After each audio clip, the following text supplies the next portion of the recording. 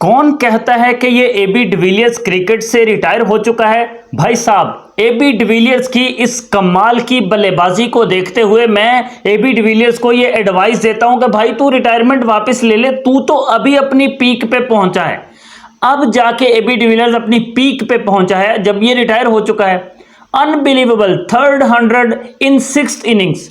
इस world cricket championship के अंदर ये जो लेजेंड्स की लीग हो रही है, इस लीग के अंदर एबी डिविलियर्स एक वाहिद ऐसा बैट्समैन है कि जिसकी वजह से साउथ अफ्रीका फाइनल तक जीत गया और पाकिस्तानी चैंपियंस हवा की तरह से बैठ गए, हवा की तरह से, रेत की तरह से बिखर गए। वो पाकिस्तानी चैंपियंस जो बड़ी बड़ी बड़के मार रहे थे, उनके साथ वो हुआ कि जो शायद किसी ने सोचा भी नहीं था। मैं हमेशा एक बात कहता हूं कि आपको बड़े बड़े बोल नहीं बोलने चाहिए।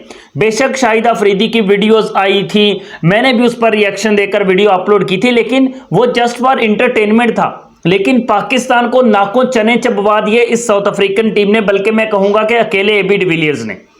बेशक आसिफ अली से कैच वो जो था, अच्छी ट्राई थी, अच्छी एफर्ट थी, वो कैच हुआ ही नहीं था। सईद अजमल ने सिंपल कैच ड्रॉप कर दिया। मैं कहता हूं कि एबी डिविलियर्स को के लिए एक चांस देना भी उसको एक बहुत बड़ी बात होती है, लेकिन यहां तो उसको 2-2 3-3 चांसेस मिले। 47 बॉल्स पर 9 चौके और 7 छक्के लगाकर एबी डिविलियर्स ने इस लीग की अपनी तीसरी सेंचुरी कंप्लीट की। 6 इनिंग्स में से एक बार उसने 50 की, 3 बार उसने सेंचुरीज की। मैं कहता हूं कि आजकल के जो कहते हैं कि मॉडर्न डे क्रिकेट खेलनी है, उन मॉडर्न डे क्रिकेटर्स को एबी डिविलियर्स से क्लास लेनी चाहिए, एबी डिविलियर्स से सीखना चाहिए कि भाई साहब मॉडर्न डे क्रिकेट किसको कहते हैं। पाकिस्तान को फाइनल में हराकर साउथ अफ्रीका चैंपियन बन गया है, champions of champion south Africa बन चुका है। मजीद डिटेल के साथ बात करेंगे। अगर पहली बार आप लोग आए हो तो वीडियो को लाइक और चैनल को सब्सक्राइब लाजमी से कर देना है। वहाब रियाज पाकिस्तान का top class bowler, Saeed Ajmal Pakistan का top class bowler, Shoaib Malik जैसे सीनियर प्लेयर्स मोहम्मद हफीज़ की कप्तानी में, और साथ में Rumman Raees bowler, Sohail Tanvir experience bowler, इन सब की मौजूदगी में भी एबी डिविलियर्स किस तरह से एग्जैक्टली 47 बॉल्स पर सेंचुरी कर गया, किस तरह से उसने पाकिस्तानियों की वो जिसको कहते ना कि दुर्गत बना दी कि ये खड़े सोच रहे थे।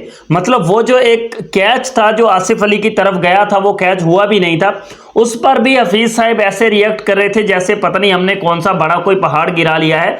मतलब थर्ड अंपायर ने चेक करके, जूम करके भी चेक करके उसने उसको कैंसिल कर दिया कि ये भाई साहब नॉट आउट है। फिर भी वहां पर खड़े होकर बहस कर रहे हैं, फिर भी बहस हो रही है।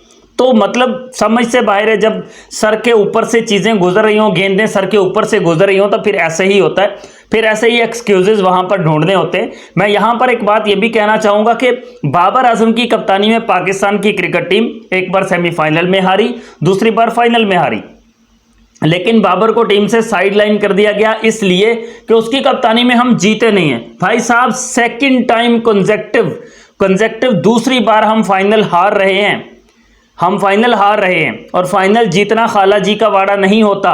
फाइनल जीतना बहुत बड़ी बात होती है, और हम फाइनल हार के भी कौन सा कोई इनाम गले में डलवा लेंगे। तो फिर फाइनल में पहुंचने का ही क्या फायदा जब हम जीत नहीं पाए। यही वर्ड्स और यही चीजें बाबर आजम के लिए इस्तेमाल हुई ना कि पाकिस्तान को सेमीफाइनल में हरवा दिया, क्या फायदा सेमीफाइनल में पहुंचने का। फाइनल में हार गए, जीत तो इंग्लैंड गया ना, क्या फायदा पहुंचने का। तो फिर वो सारी चीजें पीछे छोड़ के अकेले बाबर आजम के ऊपर क्रिटिसिज्म। देखो, बाबर की बात मैं इसलिए बीच में ले आता हूं कि उस बंदे के साथ बहुत बड़ी ज्यादती हुई, उसको बहुत ज्यादा क्रिटिसिज्म किया गया, इसलिए हर खेल के और हर एक बात के बीच में बाबर को मैं ले आता हूं। बट पाकिस्तान चैंपियंस को बुरी तरह से पेल के रख दिया अकेले एबी डिविलियर्स ने। मैं कहूंगा कि पाकिस्तान वर्सेस साउथ अफ्रीका नहीं था, पाकिस्तान वर्सेस अकेला एबी डिविलियर्स था, और एबी डिविलियर्स ने अकेले ने पाकिस्तान को हराकर ना सिर्फ मैच जीता बल्कि ट्रॉफी भी विन कर ली है एबी डिविलियर्स ने। Well played boy, mister 360, well played यार।